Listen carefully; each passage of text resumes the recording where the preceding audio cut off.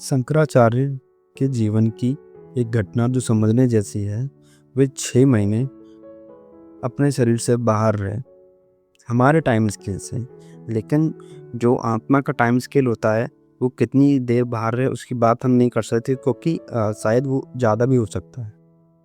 हमारे समय के माप से वे 6 महीने के बाहर रहे, क्योंकि एक स्त्री ने उनको झंझट में डाल दिया था। वो जहाँ पर वो गए थे वहाँ मंडन समाज का जो मुखिया था वो हार गया। लेकिन उनकी पत्नी ने मंडन की पत्नी ने एक बड़ा स्त्रीण तर्क किया जो सिर्फ स्त्रियां ही दे सकती हैं। उसने कहा, अभी सिर्फ आधे मंडन मिश्र हारे हैं, आधे तो मैं अभी जिंदा हूँ। अर्धांगिनी बोली कि तो जब मैं नहीं हार जाऊं तब पूरे मंडन मिश्र हार गए, ऐसा आप नहीं कह सकते। शंकराचार्य मुसीबत में पड़ गए इस बात को सुनकर कि उन्होंने कहा बात तो ठीक ही थी, पर हालांकि बेईमानी वाली बात थी। मंडन मिश्र पूरे हार गए थे। स्त्रियों के अर्धांगिनी होने का मतलब यह नहीं होता कि पहले पति को हराया जाए फिर उनकी पत्नी को हराया जाए तब वह विजेता घोषित होगा, यह मतलब नहीं होता। लेकिन वह जो मंडन मिश्र की पत्नी थी वह भी विवाद के योग्य थी। बहुत कम स्त्रियां उस हैसियत की हुई। शंकर ने सोचा कि चलो यह भी ठीक है, एक आनंद रहेगा उसको हराने में। जब मंडन की हार हो गई तो उसकी पत्नी कितनी देर टिकेगी। लेकिन भूल हो गई शंकराचार्य से बात के लिए। पुरुष को हराना बहुत आसान होता है, स्त्री को हराना बहुत मुश्किल है।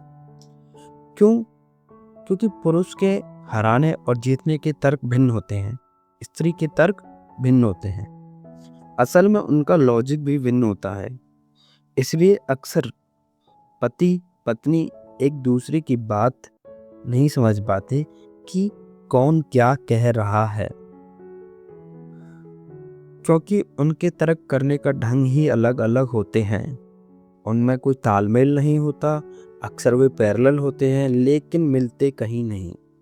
शंकर ने सोचा कि ब्रह्म वगैरह की बातें होंगी, लेकिन जो स्त्री थी उसने ब्रह्म वगैरह की कोई बात नहीं की, क्योंकि वह तो देख चुकी थी कि मंडन मिश्र जो उसके पति थे इस ब्रह्म वगैरह की बातों में दिक्कत में पड़ गए थे।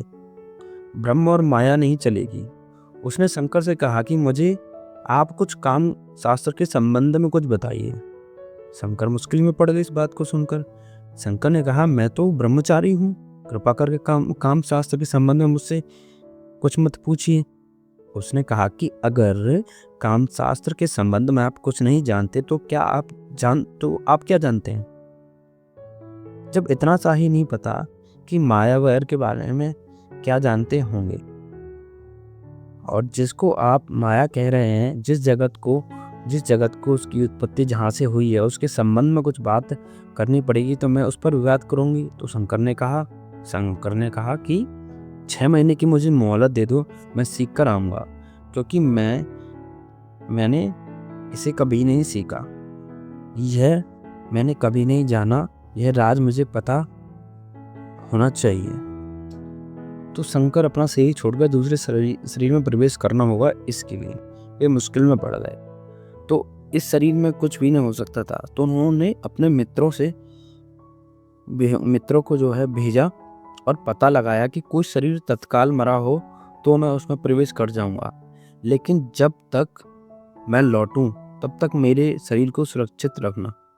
6 महीने तक वे राजा के शरीर में प्रवेश करके जी और वापस लौटे। ये 6 महीने शंकर का शरीर सुरक्षित रखा गया। यह सुरक्षा बड़ी कठिन है। इसमें जरा सी भी भूल चूक हुई कि शरीर में वापस लौटना मुश्किल हो जाएगा। इसको सुरक्षित रखने के लिए डिवोटिव आदमियों ने काम किया, जिनके समर्पण का कोई हिसाब लगाना मुश्किल है, जिनके समर्पण का हम अंदाजा भी नहीं लगा सकते कि उन्होंने क्या किया होगा।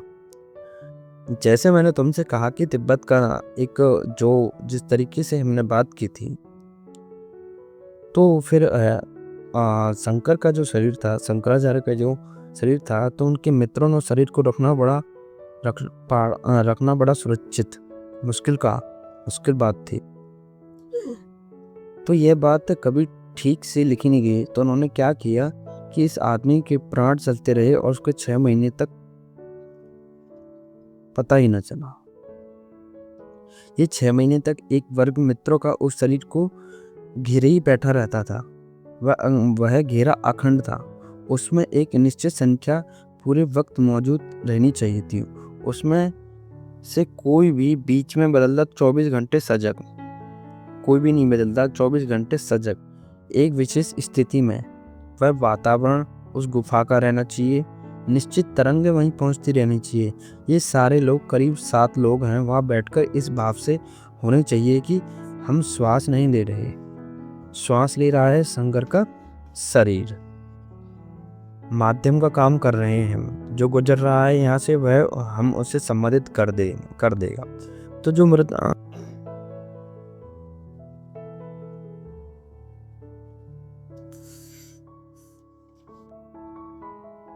हम नहीं जी रहे, जी रहा है शंकर का शरीर। और इन सबों के शरीर की भी धाराएं शंकर के शरीर में दौड़ती रहनी चाहिए। इन सारे 7 व्यक्तियों के साथ शंकर के 7 चक्रों पर होना चाहिए हाथ, और उनके सारे शरीर की विविध धाराएं 7 चक्रों में उड़ेलनी चाहिए।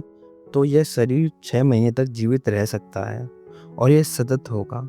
उसमें एक क्षण भी चूक गया तो धारा टूट जाएगी, और धारा टूटने पर शरीर की स्मृता गर्मी खो जाएगी और वह शरीर गर्म रहना चाहिए जैसा जीवित आदमी का है।